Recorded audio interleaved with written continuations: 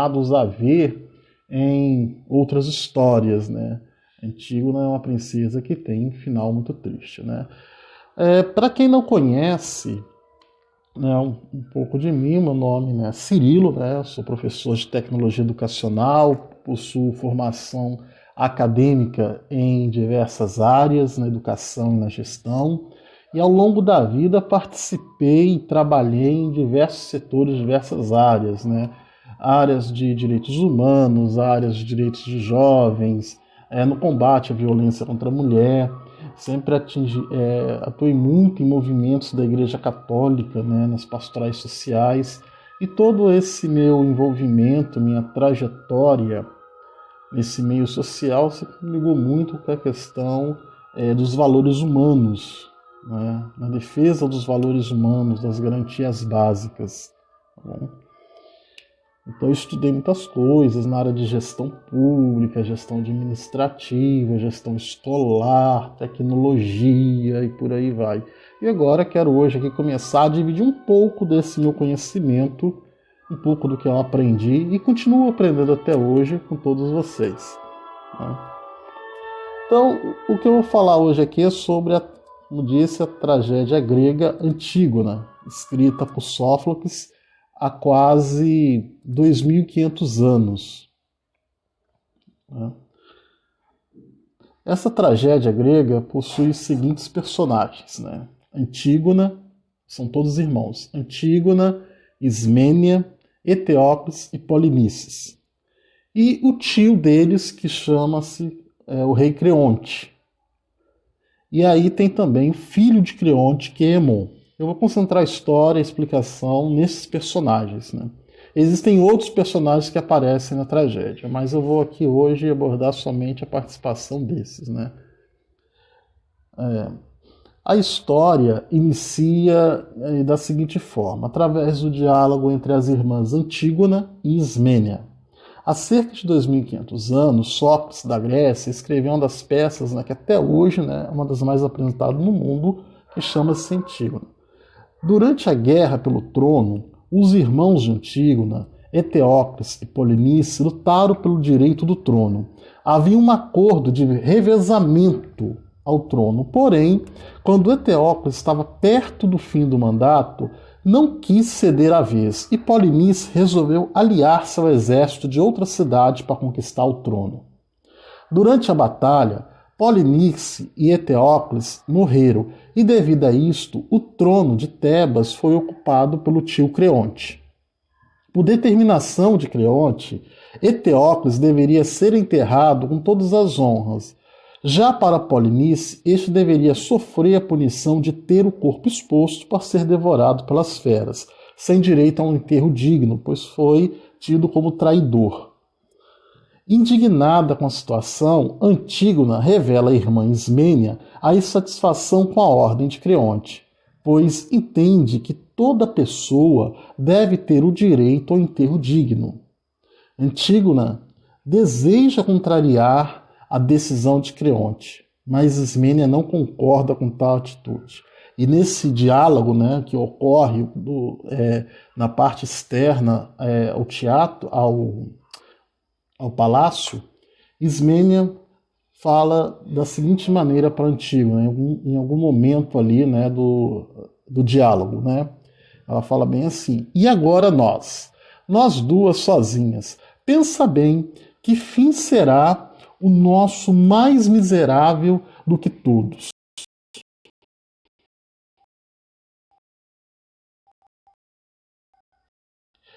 Se desprezarmos o decreto do rei, desafiarmos sua força, lembrar que nascemos mulheres, não podemos competir com os homens, segundo que somos todos dominados pelo que tem a força e temos que obedecer a eles. Não apenas nisso, mas em coisas bem mais humilhantes. Peço perdão aos mortos, que só a terra oprime. Não tenho como resistir aos poderosos. Constrangida a obedecer, obedeço. Demonstrar uma revolta inútil é pura estupidez. Antígona resolve continuar com o plano dela. Ela quer fazer o enterro do irmão. Ela quer desafiar as leis do rei, que é o tio dela, né, o rei Creonte, o rei de Tebas, né, o rei Creonte. E Antígona não segue os conselhos de Ismênia. Ismênia tem um comportamento de seguir a lei, porque Ismênia, pela a fala dela, ela se coloca na condição de mulher. Nós estamos falando de um tempo de 2.500 anos atrás, onde a mulher não vai ter voz, não vai ter direito. E Ismênia tenta convencer Antígona a não seguir com esse plano de tentar enterrar o irmão. E Antígona desobedece o rei Creonte e vai fazer o enterro do irmão. Ela vai escondida, joga um pouco de terra em cima do corpo do irmão, porque o corpo do irmão ele está exposto, né, em um local para poder ser devorado, né, pelas feras, né, pelas aves de rapina e tudo, mas ela é pega depois, é presa. Quando Antígona é presa e é apresentado ao rei Creonte, esse determina a punição de Antígona. Creonte não cede, apesar de ser a sobrinha dele, e apesar de Antígona entender que deve-se dar o direito da pessoa ser enterrada para que, segundo as tradições, a cultura deles, a alma não ficasse, né, vagando pelo mundo, porque se deixar aquele corpo exposto daquele jeito, ele vai contrariar a lei natural, a lei dos deuses, né? Pela tradição deles, o corpo tinha que ser enterrado, não poderia ser colocado ali num local aberto, apodrecendo para ser devorado pelas feras. Então, Antígona, ela desrespeita essa ordem e tenta fazer o enterro. Quando ela é presa e apresentada ao rei, o rei determina a sentença dela. Tipo, você desrespeitou a lei e você tem que ser punida. E aí Antígona tem a punição de ser encaminhada para uma caverna para poder morrer sozinha lá, né, com o mínimo de alimentação. E o conflito que tem aí também, seguindo a tragédia, como eu já falei, né, tem a história aí do Eteócles e do Polinices, né, os dois entram em combate pelo trono, os dois morrem. Vai ter o enterro com todas as honras necessárias. O outro é tido como traidor, porque se aliou ao exército inimigo e vai ter o corpo exposto para ser devorado pelas feras. E aí entra mais um personagem, que é Hemon, filho do rei Creonte. Hemon, ele é apaixonado por Antígona. E ele tenta, de alguma maneira, reverter essa decisão do rei Creonte, mas o rei Creonte está obstinado a cumprir a lei à risca, né? Ele quer manter a lei, ela tem que ser punida. Hemon não concorda com isso. Hemon vai ao encontro de Antígona na caverna, mas só que lá ele encontra Antígona morta. Hemon fica triste, fica acometido por uma grande dor e tenta atingir o próprio rei, o próprio pai, o rei Creonte, com a espada, mas ele erra o golpe e tal. E nessa hora o Hemon comete suicídio. Então, nesse momento da tragédia, você já tem a morte de Antígona, você já tem a morte de Hemon, noivo de Antígona, filho do rei Creonte. E, dando sequência, para finalizar a tragédia grega, porque a tragédia grega por isso que não é uma tragédia, né? A mãe de Hemon, ao saber da morte do filho, né, a esposa do Creonte, também comete suicídio. Então a decisão de Antígona em tentar valer as leis naturais da tradição de enterrar uma pessoa e não deixar o corpo exposto, acabou causando a morte de Hemon e, por consequência, o suicídio da mãe de Hemon. Isso mostra, no final de tudo, que a decisão de Creonte de não reverter a lei, de não tentar mudar e seguir uma lei da tradição e da cultura do povo, acaba terminando em tragédia, terminando em muitas mortes. Então aí você tem um embate entre duas visões, né? A questão do direito natural e a questão ali do direito mesmo, como eu posso dizer, tem um nome, né? Acho que é direito absoluto, enfim, não sou da área do direito não, mas você tem aí, né, esse conflito de ideias, esses conflitos de lei.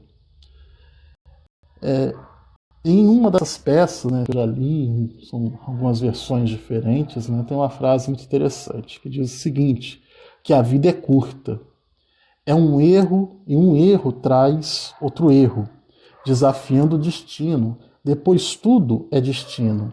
Só há felicidade com sabedoria, mas a sabedoria se aprende é no infortúnio. Ao fim da vida, os orgulhosos tremem e aprendem também a humildade. Já tarde, Creonte se oferece holocausto. Tebas morre com ele. O inimigo avança. Quer dizer, a decisão de Creonte, né? Creonte ele tem esse final também. Creonte chega a clamar pela morte.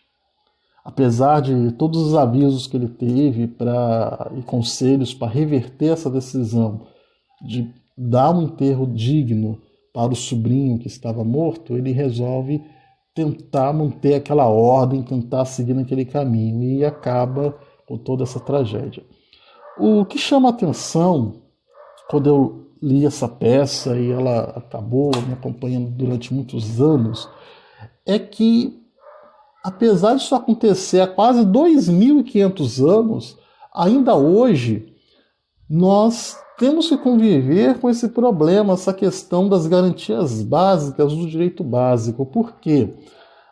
Você vê pelo mundo afora, em especial olhando mais aqui na nossa realidade, na América Latina, quantas pessoas que ainda não conseguem ter sequer o direito de serem enterradas, ou vítimas da violência urbana, ou vítimas de governos, né, ditatoriais que foram implantados ao longo dos anos. Tivemos vários exemplos na América Latina entre os anos 60, 70, de governos totalitários, governos tiranos, né, que simplesmente usavam a força do Estado para desaparecer com pessoas. Né. Casos aqui de alguns países que pegavam pessoas e jogavam pelo avião. Quer dizer, essas pessoas até hoje têm famílias que não tiveram sequer o direito de enterrar os corpos de seus parentes, de seus entes. Pessoas que não tiveram até hoje o direito de serem sepultadas. Eu lembro de um caso também que não é só com governos totalitários, mas até em nossa sociedade mesmo. Eu recordo recentemente o caso do pedreiro Amarildo, que desapareceu, uma história muito estranha no Rio de Janeiro, né? Até hoje não se sabe onde está o corpo desse rapaz. E Sófocles, né, esse escritor, fez essa peça de teatro, escreveu isso há 2.500 anos. Só que, infelizmente, até hoje, nós ainda não aprendemos.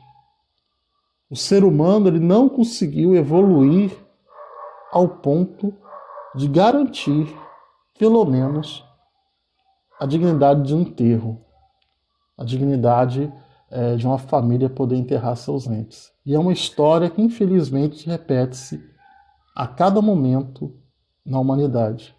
Muda-se o governo, muda-se o tempo, as razões que levam a isso, mas enquanto humanidade ainda não conseguimos evoluir. Então fica aí a lição, aí, né, essa história contada por Sófocles há 2.500 anos, né, que nem sempre você tem que seguir aquela linha ali com toda aquela rigidez, né, seguir o arrepio da lei, né, é necessário dialogar, é necessário ser mais humano, tá bom? Obrigado a todos que acompanharam. Tá? Agradeço aqui a todos que estão aqui acompanhando e também, né, nos próximos dias aí estaremos abordando outros assuntos, né, e conto aí com a presença de todos vocês, tá bom, gente? Obrigado. Deixarei a salva aqui depois para vocês poderem interagir também. Obrigado e até a próxima. Sou o professor Cirilo e foi muito bom estar aqui com todos nesse domingo. Tchau!